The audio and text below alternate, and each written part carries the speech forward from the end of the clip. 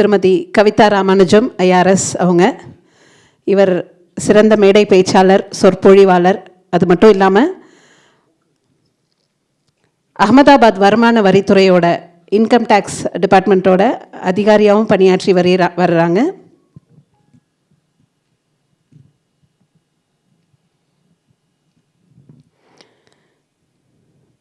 தனது பணியில் நேர்மையும் அர்ப்பணிப்பையும் வெளிப்படுத்தி வர்றதோட சமூக நலன், ஆன்மீக நலன் சார்ந்த பல்வேறு விஷயங்களையும் கவனித்து வர்றதை மட்டும் இல்லாமல் இலக்கிய மேடைகளையும் தனது சொற்பொழிவால் அவங்க அலங்கரித்து வந்துட்டுருக்குறாங்க. இப்போது அவங்கள தனது எண்ணங்கள், அனுபவங்களை நம்மோடு பகிர்ந்துக்கிறதுக்கு மேடைக்கு அழைக்கிறோம்.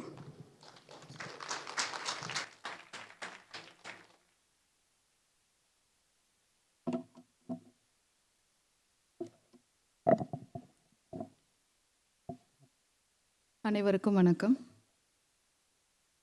கிருஷ்ணா ஸ்வீட்ஸ் திரு முரளி அவர்களே, பாலகிருஷ்ணன் ஐயா அவர்களே, மரபின் முத்தையா அவர்களே, பர்வீன் சுல்தான் அவர்களே மற்றும் மேடையில் அமர்ந்திருக்கிற அத்துணை நல்ல உள்ளங்களுக்கும் எனது வணக்கங்கள்.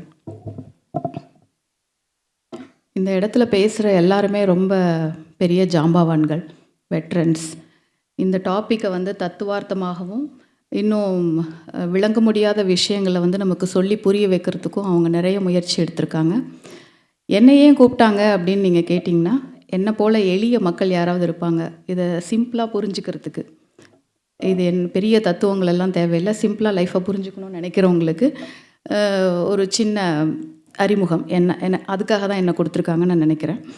ஸோ எனக்கு புரிஞ்சதை, என்னால் என்ன புரிஞ்சுக்கிட்டோன்றதை நான் உங்களுக்கு என்னுடைய நடையில் சொல்லணும்னு ஆசைப்பட்றேன். கண்டிப்பாக பர்வீன் மேடம் மாதிரியோ இல்லை ஐயா மரபின் முத்தையா அவர்கள் மாதிரியோ என்னால் கண்டிப்பாக பேச முடியாது. ஸோ என்னால் முடிஞ்சதை, என்னுடைய அண்டர்ஸ்டாண்டிங்கில் என்ன இருக்கோ அதை நான் உங்களுக்கு சொல்கிறேன்.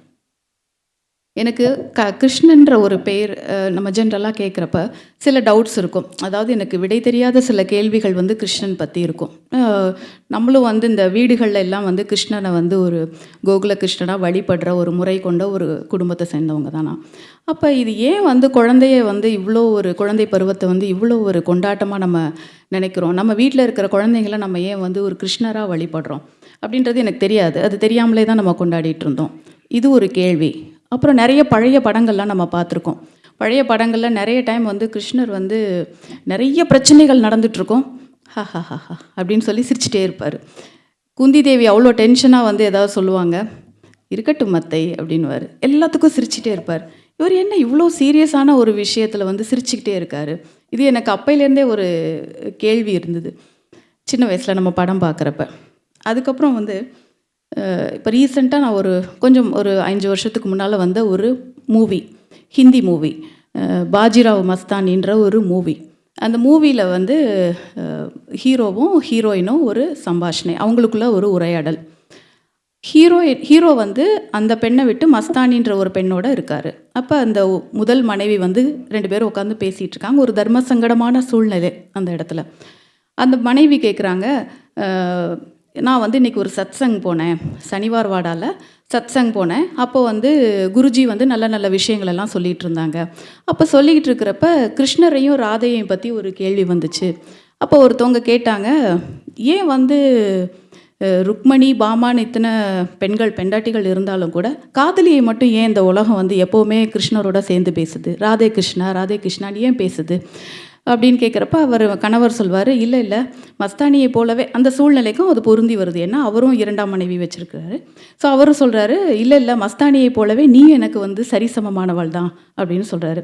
அந்த பொண்ணு திருப்பி கேட்குறா, இல்லை உங்களை மஸ்தானின்ற பேரோட உங்கள் பேரை பாஜிராவ் மஸ்தானின்னு சொல்கிற மாதிரி கிருஷ்ணனோட பேரை ராதையோட தான் சேர்த்து சொல்கிறாங்களே தவிர, எவ்வளவு தான் ரொம்ப அன்பு கொடுத்தவங்களா இருந்தாலும், எவ்வளவு தான் பிரியமாக இருந்தாலும் பாமாவையோ ருக்மணியவோ ராதா கிருஷ்ணனோட சேர்ந்து பேசுகிறது கிடையாது. அப்போ அந்த ராதைக்கு ஒரு பெரிய மரியாதை இருக்குது. அது ஏன் அப்படின்னு சொல்லி கேட்பாள்.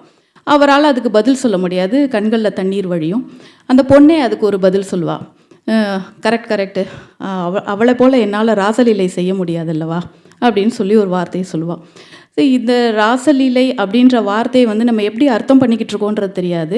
பட் இந்த கேள்விகளுக்கு ஒரு 3 கேள்வி நான் சொன்னேன்ல, இந்த 3 கேள்விகளுக்கு ஒரு விடை வந்து இந்த புத்தகத்தில் இருக்குது.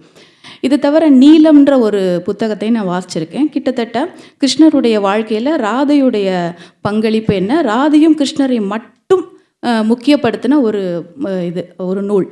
அந்த நூல்லையும் சில விடை தெரியாத கேள்விகளுக்கு எனக்கு வந்து இந்த புக்கில் வந்து இந்த புத்தகத்தில் ஒரு விடை கிடச்சிது. ஸோ இதை தான் நான் வந்து உங்ககிட்ட பகிர்ந்துக்கணும்னு நினைக்கிறேன். கிருஷ்ணர் வந்து நம்மளுடைய வாழ்க்கையில் எல்லா இடத்துலையும் இருக்காரு அப்படின்றது நம்ம அவரை பார்க்குற விதத்தில் தான் இருக்குது. கிருஷ்ணரை வந்து நம்ம புரிஞ்சுக்கிறத விட நம்மளை புரிஞ்சிக்க வைக்கிறதுக்கு, இல்லை சூழ்நிலைகளுக்கு ஏற்ற மாதிரி நம்ம எப்படி நடந்துக்கணுன்றதுக்கு அவருடைய வாழ்க்கையை வந்து நம்ம ஒரு உதாரணமாக எடுத்துக்கலாம்.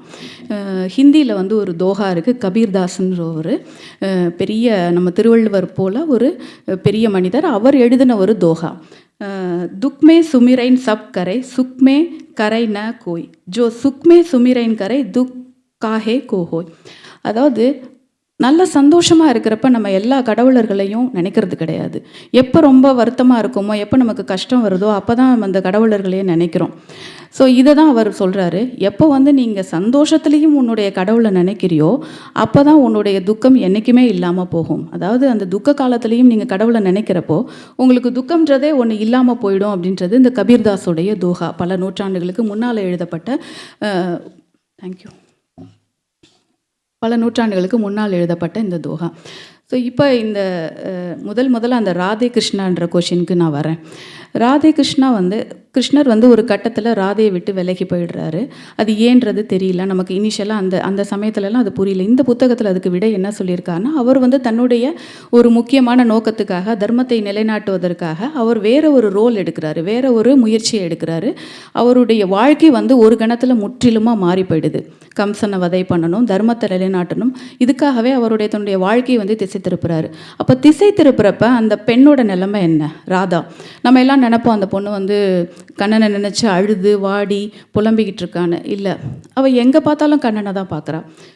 பாறையில் பார்க்குறா, மலையில் பார்க்குறா, நதியில் பார்க்குறா, எல்லா இடத்துலையும் அந்த பெண்ணுக்கு வந்து கண்ணனுடைய ஞாபகமாகவே இருக்குது.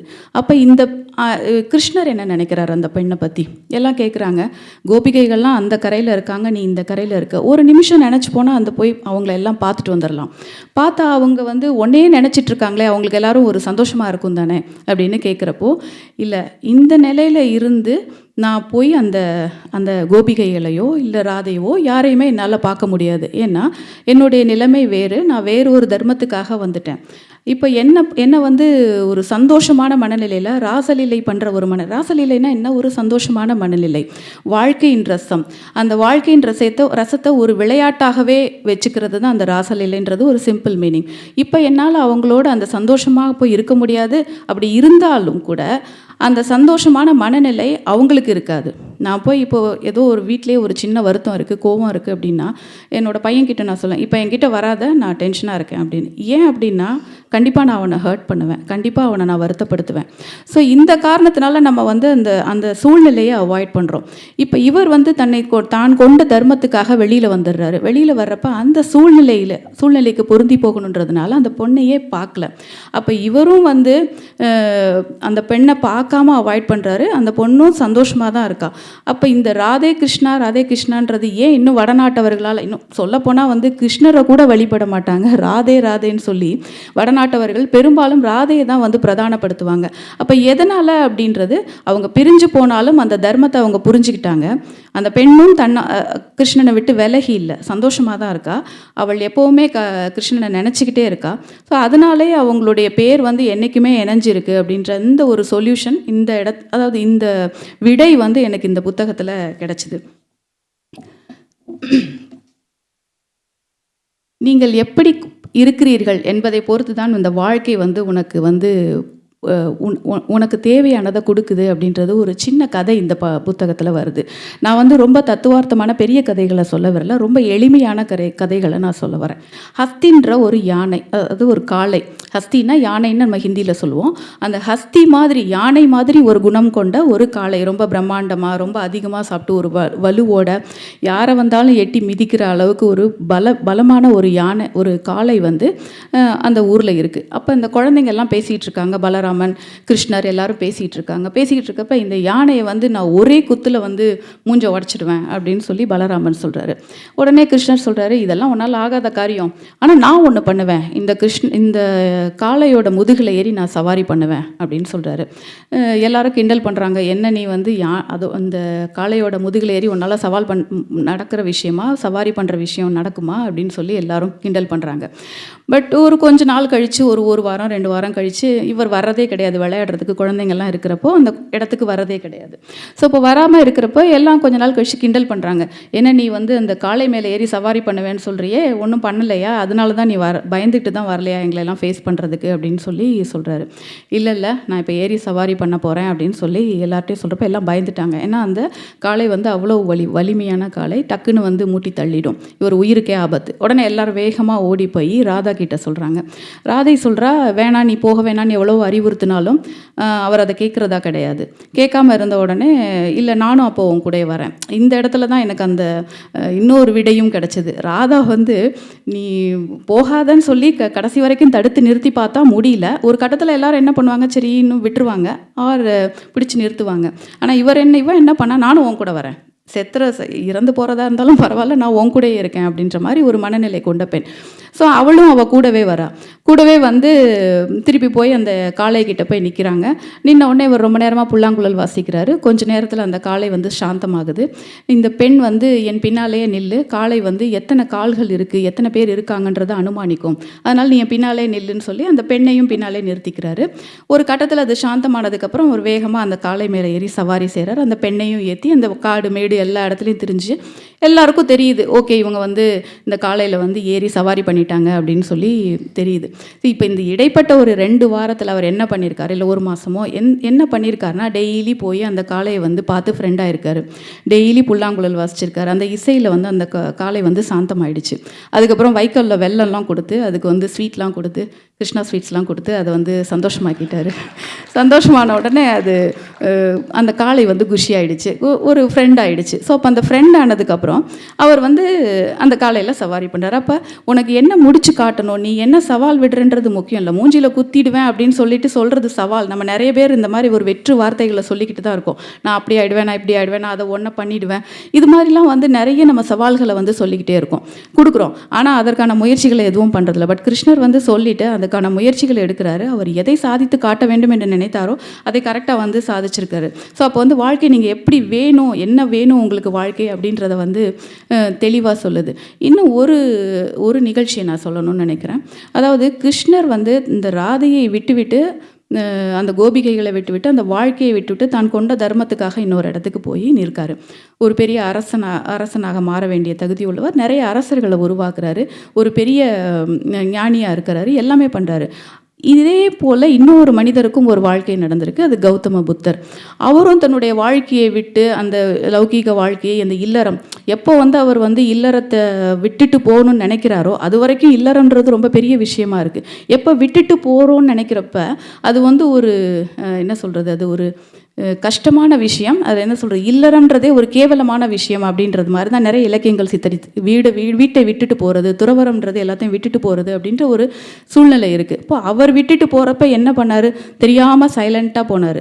மனைவி கிட்ட சொல்லிவிட்டு நான் விட்டுட்டு போகிறேன்னு சொல்லலை. அதே தான் கர்ணனுக்கும் வந்தது, கிருஷ்ணனுக்கும் நடந்தது. என்னென்னா, அதே போல் இந்த பெண்களையோ, அந்த வீட்டையோ, அந்த ஊரையோ, அந்த கோபிகைகளையோ, அவரை சுற்றி இருக்கிற அந்த மாட்டை மேய்க்கின்ற அந்த கோபாலர்களையோ விட்டுட்டு அவர் வராரு. ஸோ இப்போ இது ரெண்டுமே வந்து ரொம்ப பொருந்தி போகிற ஒரு விஷயம். நம்ம வந்து புத்தரையும் கிருஷ்ணரையும் இந்த இடத்துல வந்து இந்த புக்கில் வந்து இந்த புத்தகத்தில் வந்து சொல்கிறப்ப அந்த பொருத்தம் வந்து ரொம்ப அழகாக கொண்டு வந்திருக்கிறாங்க. முடியும் அடியும் இல்லாத ஒரு கடவுள் வந்து ஒரு சாதாரணமான வாழ்க்கை. இந்த புத்தகத்தில் எந்த இடத்துலையுமே அவர் மாயையை யூஸ் பண்ணார் அருணும். அவருக்கு நிறைய மந்திர சக்தி இருந்தது, அவர் இதை பண்ணினார் அதை பண்ணினாருன்னு எதுவும் நடைமுறைக்கு ஒவ்வாத நடக்காத எந்த விஷயத்தையுமே சொல்லலை. ஒரு சாதாரண மனுஷன் எப்படி வாழ்ந்தான், என்ன பிரயத்தனம் பண்ணான், என்ன முயற்சி பண்ணி அதை அச்சீவ் பண்ணான் அப்படின்றது நம்ம எல்லாருக்குமே இயல்பாக. இப்போ நமக்கே வந்து இந்த புத்தகத்தை படிக்கிறப்ப கிருஷ்ணர் வந்து அசாதாரணமான பவர்ஸை வச்சிருக்கிறாரு அப்படின்னு சொன்னால் நம்ம அந்த முயற்சிகளை எடுக்கிறதுக்கு தயங்குவோம். ஓகே, அவருக்கு பவர்ஸ் இருக்குது, அவர் செய்கிறாரு.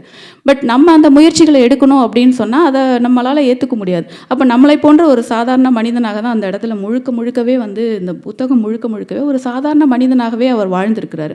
ஸோ இப்போ என்னென்னலாம் அவர் கஷ்டப்பட்டான், என்னென்னலாம் பிரச்சனை வந்துச்சு எல்லாமே. இப்போது ஒரு கட்டத்தில் வந்து கிருஷ்ணர் எப்போவுமே சிரிச்சுக்கிட்டு இருக்காரு. நம்ம இந்த மூவியில் பார்க்குற மாதிரி சொல்கிறப்ப எப்போவுமே சிரிச்சிட்டு இருக்காரு அப்படின்னு சொல்கிறோம். அவருக்கு கஷ்டமே வந்தது இல்லையா, அவருக்கு பிரச்சனையே வந்தது இல்லையா, வாழ்க்கையில் அவர் துவண்டு போனது கிடையாதா? அது கிடையாது. அவருக்கும் வாழ்க்கையில் கஷ்டம் வந்திருக்கும், துவண்டு போயிருப்பார். ஆனால் நம்ம கண்ணு முன்னால் அவர் படலை, சைலண்ட்டாக ஒதுங்கி போயிட்டார். நான் என் பையன்கிட்ட சொல்கிற மாதிரி தான், நான் டென்ஷனாக இருக்கேன், என்னை விட்டுரு. அது மாதிரி அவரும் வந்து நிறைய இடங்களில் அவர் ஒரு ஆனந்தமானவனாகவே தன்னை காட்டியிருக்காரு. ரொம்ப ஹாப்பியான ஒரு பர்சனாகவே, ஒரு ரொம்ப சந்தோஷமான ஒரு பர்சனாகவே, கொண்டாடப்பட வேண்டிய வாழ்க்கையை தான் அவர் நமக்கு முன்னிறுத்திருக்காரே தவிர ஒரு கஷ்டமான சூழ்நிலையை அவர் நமக்கு முன்னால் காட்டினதில்லை, வேறு யாருக்கு முன்னாலையுமே காட்டினதில்லை. அப்போ நமக்கு வந்து அது ஒரு உதாரணம். நம்ம வந்து நம்மளுடைய கோபதாபங்கள் எந்த இடத்துக்கு தேவையோ, அதில் அந்த புத்தகத்தில் ஒரு லைனும் வருது, எந்த இடத்துக்கு எவ்வளோ கோபம் தேவையோ அவ்வளோ கோபம் இருந்தால் போதும், எல்லாத்துக்கும் அதிகமான கோபத்தை வந்து காட்டணுன்ற அவசியம் கிடையாது. ஸோ அந்த அந்த அவர் அதில் வந்து ஒரு சத்குரு ஐயா வந்து எழுதியிருக்கிற அந்த ஒரு வேர்ஷனை இது எனக்கு ரொம்ப பிடிச்சிருந்தது. உடலில் என்ன தொய்வு ஏற்பட்டாலும் சரி, வாழ்க்கையில் என்ன கஷ்டம் ஏற்பட்டாலும் சரி, உணர்வுகளில் நம்ம மனசளவில் என்ன சோகம் இருந்தாலும் அதை வெளிக்காட்டி கொள்ளாமல் தன்னை உன்னதமாகவே ஒவ்வொரு பொழுதிலும் வெளிப்படுத்தி கொண்டான் கிருஷ்ணன். நீங்கள் வாழ்க்கையை உண்மையாகவே நேசித்தால் உங்களை எப்போதும் உன்னதமாகவே வெளிப்படுத்தி கொள்ளுங்கள். இப்போ பர்வீன் மேடம் ஐயாலாம் பார்க்குறப்ப எனக்கு வந்து ரொம்ப பெரிய ஆளுங்க, அவங்கள பார்க்குறப்பையும் ஒரு சந்தோஷமாக இருக்கும், நல்லா பேசுவாங்க அப்படின்னு. ஸோ அப்போது அதே மாதிரி நம்ம எப்போ மாறுறது? இன்னொருத்தவங்க கிட்டேருந்து அந்த ஒளியை நம்ம எடுத்துக்கிறோமே தவிர நம்ம எப்போ அந்த ஒளியை கொடுக்குறவங்களா இருப்போம்.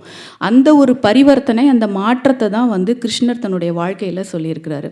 ஸோ இப்போ அந்த ஆங்கிளில் வந்து இந்த புக்கு வந்து ஓரளவுக்கு நம்மளை நாமே திருப்பி பார்ப்பதற்கு, நம்மளுடைய தவறுகளை நாமே திருப்பி பார்ப்பதற்கு, இல்லை நம்ம எப்படி ப்ரொஜெக்ட் பண்ணுறோம் நம்மளோட லைஃப்பை, நம்மளை ஆஸ் அ பர்சன், சொசைட்டியில் நம்மளை எப்படி ப்ரெசென்ட் பண்ணுறோம், இது எல்லாத்தையுமே நம்மளே ஒரு இன்ட்ராஸ்பெக்ட் பண்ணி பார்க்குறதுக்கு, ஒரு மீட் உருவாக்கம் நம்மளையே செஞ்சுக்கிறதுக்கு ஒரு வழிவகையாக இருக்கும்னு நினைக்கிறேன்.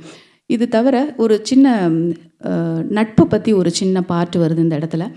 கிருஷ்ணனுக்கும் இவருக்கும் பேர் என்ன, அர்ஜுனனுக்கும் உள்ள நட்பு. அதாவது வந்து நம்ம எல்லாரும் வந்து கிருஷ்ணனை தான் ரொம்ப பெரிய விஷயமா நினைக்கிறோம், அவர் என்ன தெய்வம் அப்படின்றது நமக்கு ஒரு கருத்து இருக்குது. பட் அர்ஜுனன் மட்டும் வந்து அவர் கூட ரொம்ப எப்போவுமே எல்லா இடத்துலையுமே ஒரு கெமிஸ்ட்ரி சிங்கான ஒரு பர்சனாக இருப்பார். சில சமயம் வந்து அர்ஜுனனுக்கு அவர் ஒரு சேவகனாக இருப்பார், சில சமயம் வந்து தேரோட்டியாக இருப்பார், சில சமயம் விஸ்வரூபம் காட்டுவார், அப்போ அர்ஜுனன் அடிபணிந்து வணங்குவான். இல்லை ஒரு தோழனாக இருப்பார், எல்லா விதமான ஒரு பர்சனாகவும் கிருஷ்ணர் வந்து அர்ஜுனன் லைஃப்பில் இருந்திருக்கிறாரு. அப்போ அந்த அர்ஜுனன் வந்து கிருஷ்ணனுடைய போக்கிலேயே போய் அவரை புரிஞ்சுக்கிட்டதுனால தான் அவரால் அந்த த்ரூ அவுட் த லைஃப் வந்து அவரால் அதை ட்ராவல் பண்ண முடிஞ்சிச்சு. நம்மளுடைய மூளை நம்மளுடைய ஒரு புரிதல் வந்து ஒரு இடத்துல ஸ்ட்ரக் ஆகிடுது. கடவுளை புரிஞ்சுக்கிற ஒரு இது, நமக்கு ஏதாவது ஒரு கஷ்டம் வந்துருச்சு அப்படின்னா நம்ம வந்து கடவுளை வந்து ஸ்டாப் பண்ணிடுவோம், சம்டைம்ஸ் வணங்காமலோ எதுக்காகவோ ஸ்டாப் பண்ணிடுவோம். அப்போ அந்த ஒரு புரிதல் வந்து அந்த இடத்துல நிற்குது, ஸ்ட்ரக் ஆகிடுது. பட் அர்ஜுனனுக்கு த்ரூ அவுட் த லைஃப் அவர் எந்த போக்கில் போனாலும் கடவுளுடைய நியாயம் வேறு, நம்மளுடைய நியாயம் வேறுன்ற அந்த புரிதல் இருக்கிறதுனால தான் அவர் கூடவே ட்ராவல் பண்ணுறாரு. அதனால தான் கடைசியில் அந்த யுத்த காலத்தில் கூட வந்து அந்த உபதேசம் வந்து அவருக்கு வந்து புரியுது, அந்த உபதேசம் புரியுது. கிருஷ்ணனும் அர்ஜுனரும் வந்து சேர்ந்தே பயணித்ததுனால தான் அவங்களால அந்த சிங்கை வந்து உணர முடியுது, அதனால புரிஞ்சுக்க முடியுது. இந்த ஒரு நட்பு. இதை தவிர இன்னொரு நட்பும் இருக்குது. பலராமன் அவருக்கு வந்து உறவினராக இருந்தால் கூட, அண்ணனாக இருந்தால் கூட, ரெண்டு பேரும் வந்து குருகுலத்தில் பயின்றுட்டு இருக்காங்க. பலராமனுடைய எண்ணம் வேறு, அவருடைய அதாவது அவருடைய குணாதிசயங்கள் வேறு, கிருஷ்ணருடைய குணாதிசயங்கள் வேறு. அப்போ பலராமன் என்ன பண்ணுறாரு அப்படின்னா, அந்த குருகுல வாழ்க்கையில் இப்போ என்ன மாதிரி போல இருக்குது. ஐயோ இங்கே எதுவுமே சாப்பிட முடியல, எப்போ பார்த்தாலும் காலையில் 4 மணிக்கு எழுப்பி விட்டுறாங்க, குளிக்க சொல்கிறாங்க, படிக்க சொல்கிறாங்கன்ற மாதிரி ஒரு ரெஸ்ட்லெஸ்ஸான ஒரு பர்சனாகவே இருந்திருக்காரு பலராமன். அப்போ கிருஷ்ணர் அதை எப்படி அவர்கிட்ட அதை சரி பண்ணுறது அப்படின்ற என்ன சொல்கிறது, சம்டைம்ஸ் நமக்கு ஃப்ரெண்ட்ஸ் கிட்ட நம்ம நண்பர்கள்ட்டையோ இல்லை ரொம்ப க்ளோஸான ஒரு பர்சன்ட்டையோ நம்ம நிறைய நம்மளை விட்டு கொடுத்து இழந்து போவோம். அந்த ஒரு செயல் அந்த இடத்துல அவர் கிருஷ்ணர் செய்கிறாரு. என்னென்னா, அவர் ஒரு ரெஸ்ட்லெஸ் பர்சனாக இருக்கார். அவருக்கு நிறைய விஷயங்கள் படிக்கிறது புரியல, அவர் படித்தலில் ஒரு குறைபாடோடு இருக்கார். இவர் என்ன பண்ணுறாருன்னா, எனக்கு நேற்று நடத்தின பாடத்தில் இந்த விஷயம் புரியல, நீ ஒரு தடவை ரிவைஸ் பண்ணி சொல்லிக் கொடுக்குறியா, நீ ஒரு தடவை சொல்லிக் கொடுக்குறியா அப்படின்னு பலராமன்ட்ட கேட்குறாரு. அப்போ அவர் தனக்கு தெரிஞ்சதை சொல்கிறாரு. அப்போ இன்னொரு இதில் கொஞ்சம் எக்ஸ்ட்ரா, இதெல்லாம் எக்ஸ்ட்ரா சொல்லி கொடுத்தாங்கன்னு கிருஷ்ணர் ஒரு ஆட் பண்ணுறாரு. அப்போ இந்த மாதிரி ஒரு சம்பாஷணை நடக்கிறப்ப அவருக்கு அந்த படிப்பில் இருக்கிற நாட்டம் குறையிறப்ப அந்த படிப்பை எடுத்து சொல்லி கொடுத்து இந்த படிப்பு ஒரு ஞாபகப்படுத்தி அவரை ஒரு லைவாக வச்சுருக்கிறாரு. அப்போ தண்ணியே இழந்து அந்த பலராமன்ட்ட எனக்கு ஒன்றுமே தெரியாது, நேற்று நடத்துன்னு எனக்கு புரியவே இல்லை, இதுக்கு முன்னால் குரு சொன்னார்ல அது எனக்கு ஞாபகமே இல்லை அப்படின்னு சொல்லி அவரை அந்த வழிப்படுத்துகிறாரு. ஸோ இந்த மாதிரி ஒரு நட்பும் அந்த இடத்துல இருக்குது. நம்ம ஜென்ரலாக கிருஷ்ணரோடைய நட்பு அர்ஜுனரோட நட்பை தான் நிறைய நம்ம சொல்லுவோம். பட் பலராமன் கூட இருந்த நட்பு அந்த குருகுலத்தில் இருக்கிறப்ப அந்த அந்த அந்த இது ஒரு ஃப்ளோயியாக ஒரு நல்ல ஒரு ஆற்றொழுக்கு மாதிரி ரொம்ப இயல்பாக இருந்தது. ஸோ இந்த விஷயங்கள்லாம் இந்த புக்கில் ஒரு ஹைலைட்டடாக நான் ஃபீல் பண்ணேன்.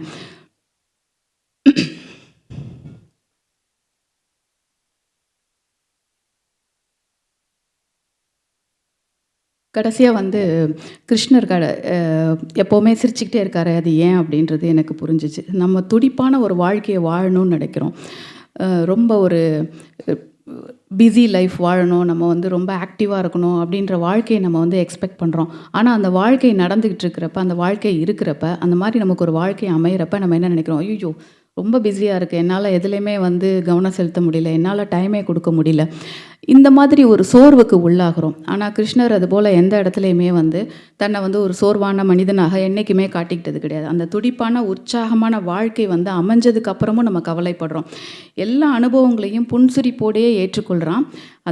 அந்த சேம் டைம் எதுக்கு எல்லாரையும் பார்த்து சிரிக்கிறான்ற காரணமும் தெரிஞ்சிச்சு. உன் மனசில் இது தானடா இருக்குன்னு சொல்லி எதிரில் நம்மளையும் பார்த்து, ஓ இதுதானே உன்னுடைய எண்ணம், இதுதானே உன்னுடைய இது அப்படின்ற மாதிரி நம்மளை பார்த்து தான் அவர் சிரிக்கிறான்றது. அவர் எதுக்கு சிரிக்கிறான்றது எனக்கு அந்த படங்களில் பார்த்தா புரியல. நம்மளை பார்த்து தான் சிரிக்கிறார். உன்னுடைய மனதின் நோக்கம் இது தானே, உன்னுடைய மனதின் எண்ணம் இது தானே அப்படின்னு சொல்லி நம்மளை தான் பார்த்து சிரிக்கிறார். அப்போ நம்மளுடைய மைண்டு இப்படி ஒரு வேவரியாக இருக்குது, இது வேணும்னு நினைக்கிறோம், அது கிடைச்சாலும் சந்தோஷப்பட மாட்டேங்கிறோம். ஸோ இந்த மாதிரி ஒரு பண்டில் ஆஃப் கான்ட்ரடிக்ஷன்ஸ் அந்த பர்சனாலிட்டிஸ் நம்மளாக இருக்கிறதுனால அதை ஒரு அழகாக இவர் அந்த கதை ஓட்டத்தோடையே கொண்டு கொடுத்துருக்காரு. ஸோ மொத்தத்தில் கிருஷ்ணரை ஒரு இயல்பான நம்ம வீட்டில் தவழ்கிற ஒரு குழந்தையாகவும், ஒரு நம்மளுடைய நண்பனாகவும், நம்மளுடைய குருவாகவும், ஒரு தகப்பனாகவும் நமக்கு எல்லா இடத்துலையும் இன்ட்ரடியூஸ் பண்ணி வச்சுருக்கிறாரு. ஸோ இப்போ எந்தெந்த சூழ்நிலைகள் கடவுள் எப்படிலாம் நடந்துக்கிறாரோ அதை நமக்கும் சொல்கிறாரு, நம்ம இப்படி நடந்துக்கணும் அப்படின்றத ஒரு கதை ஓட்டத்திலே அந்த கிருஷ்ணருடைய கதை ஓட்டத்திலே அழகாக கொண்டு போகிறது ரொம்ப நல்லாயிருக்கு. இந்த புக்கை படிக்கிறது நிறைய கேள்விகளுக்கு ஒரு விடயமாக இருக்குது, நிறைய கேள்விகளுக்கு ஒரு விடையாக இருக்குது. நம்ம படிக்கிறப்ப நிறைய இடங்களில் நம்மளுடைய லைஃப்பை பொருத்தி பார்த்தோம்னா நிறைய முடிவுகள், தீர்வுகள், நம்ம எந்த இடத்துல தப்பு பண்ணுறோம், இல்லை வேறு யார்கிட்ட எதிர்பார்க்குறதுல என்ன தப்பு பண்ணுறோம் அப்படின்றதெல்லாமே நமக்கு ஒரு சின்ன கிளிம்ஸாக நமக்கு ஒரு இன்ட்ரொடக்ஷன் கிடைக்கிது அப்படின்றத நினைக்கிறேன். ஸோ இந்த புக்கை நான் ஒரு 1 வீக்காக தான் படிச்சிருக்கேன். ஆனால் இந்த புக்கை படிச்சுட்டு நான் இன்னது தான் பேசணும் அப்படின்னு சொல்லி எனக்கு கொஞ்சம் என்ன பேசணும் அப்படின்ற ஒரு டவுட் இருக்கப்போ நான் எப்போவுமே மேடமை போய் பார்த்து ஒரு தடவை கேட்டுருவேன், நான் இதை பேசலாம்னு நினைக்கிறது கரெக்டாக தப்பா அப்படின்றது கேட்டுருவேன். என்னுடைய பேச்சு உங்களுக்கு ரசிக்கிறதுக்கு மாதிரி இருந்ததுன்னா அது எனக்கு ரொம்ப சந்தோஷம். ஆனால் அதனுடைய சூரியன்கிட்டேருந்து அந்த ஒளியை எடுத்து நிலா பிரதிபலிக்கிறது மாதிரி தான் நான் பிரதிபலிச்சிருக்கேன். அப்போ உண்மையான சூரியன் இனிமே தான் பேச போகுது. ஸோ இது என்னுடைய சின்ன அந்த கிளிம்ஸ், அவங்க மேடம் எனக்கு கொடுத்த இன்சைட்டோட ஒரு எக்ஸ்ப்ரெஷன். உங்கள் எல்லாருக்கும் என்னுடைய நன்றி, எனக்கு இந்த வாய்ப்பு அளித்ததுக்கு, இந்த புக்கை வாசிக்கிறதுக்கு. ஒரு அமைதியான ஒரு ஆடியன்ஸோட நேரடியாக உறவாடின மாதிரி ஒரு பேச்சுக்கு ரொம்ப நன்றி. தேங்க்யூ.